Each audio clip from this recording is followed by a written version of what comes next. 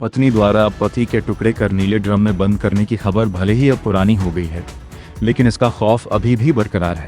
इसका नज़ारा ग्वालियर में देखने को मिला है। जितेंद्र जोशी नामक युवक ने पुलिस अधीक्षक को दिए एक शिकायती आवेदन में जो लिखा और जो मीडिया को बताया, उसके मुताबिक उसका घर संसार बसने से पहले ही उजड़ गया।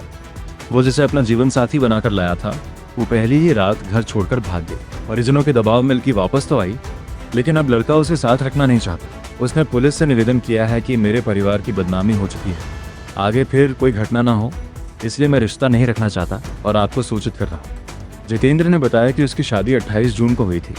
29 जून को वो अपनी दुल्हन को विदा कर घर लाया। दिन भर घर में शादी की रस्में चली। उसके बाद रात को हम दोनों सोने चले गए। सुबह मुझे घर वालों ने उठाया और बताया कि मेरी पत्नी नम्रता घर में नहीं है। घर में सब जगह देखा, लेकिन कहीं वो दिखाई नहीं दी। फिर जब सीसीटीवी फुटेज देखे तो समझ आया कि वो भाग गई। सामान चेक किया तो वो भी घर में नहीं था। गहराई से देखने पर मालूम चला कि हमारे घर के गेट पर ताला लगा था। वो ऊपर गई, फिर छज्जे के रास्ते पड़ोसी के छज्जे पर गई, फिर एक और छज्जा उसने पार किया और उस घर से निकल गई। सीसीटीवी में वो जाती दिखाई दे रही है। उन्होंने ससुराल फोन किया और विश्वविद्यालय थाने में शिकायत की। शिकायत के बाद नम्रता का भाई सामान सहित उसे लेकर थाने आ गया और मुझे उसे रखने के लिए कहने लगा, लेकिन मैं अब उसे रखना नहीं चाहता। मैं नहीं चाहता कि मेरे साथ भी नीले ड्रम वाली घटना हो जाए। जितेंद्र जोशी। क्या हुआ जितना आपको? भैया मेरी शादी थी, 28 तारीख की बारात थी, 29 तारीख को विदा होकर आई थी। तो 3:30 बजे के टाइम पे विदा होकर घर पे आ गए थे हम। फिर जो हिंदू समाज से जो पूजा पाठ होती है वो करी थी। फिर शाम के टाइम खाना वाना खा के लेट गए, सो गए थे मतलब। फिर सुबह आके भाभी ने देखा तो नहीं थी। मेरे को जगाया भाभी ने पहले, तो घर में किसी को नहीं बताया, मेरे को जगाया, ढूंढा हमने, नहीं मिली। फिर हमने सबको बताया घर में, फिर घर में ढूंढा टकोरी करी, नहीं मिली। वो हमारा मेन गेट का तो ताला लगा ही था। हाँ, तो ऊपर दूसरी मंजिल का गेट खुला था, उधर छज्जे से छज्जे लगे थे। तो एक छज्जे से दूसरे छज्जे पे, तीसरे छज्जे, मतलब ऐसे जाके एक के घर में से निकल गए। तो हमने कैमरा चेक करे गली में स्कूल के, उसमें जाती हुई दिख रही थी। फिर उन्होंने अपने घर वालों को फ़ोन लगा के बताया, किसी के मोबाइल से, मतलब कि मैं निकल आई हूँ घर से। वो झूठी झूठी कहती कि मतलब घर वालों ने निकाल दिया।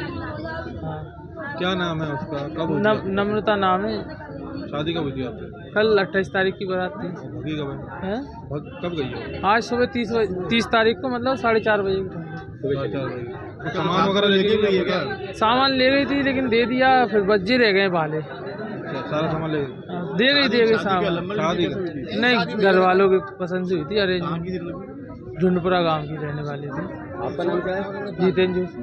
क्या करते हैं आप? आपने बात कर टेंट का काम। आपने घर से बात नहीं की थी अपने आपसे? उनके ससुराल वाले साथ में लेके आए थे ना। वैसे रास्ता है यहाँ से, 4 घंटे का रास्ता है उनके गांव जाने का। आने के लिए क्या उन्होंने फोन लगाया। आने के लिए क्या बोल रहे हैं? वो आपसे तो रहना चाहते नहीं? नहीं, वो तो रहना चाहते, लेकिन मैं रहना नहीं चाहता। तुम रहना चाहते? क्योंकि बहुत केस चल रहे हैं अंकल जी, आप भी जानते हैं, नीले ड्राम वाले। हाँ।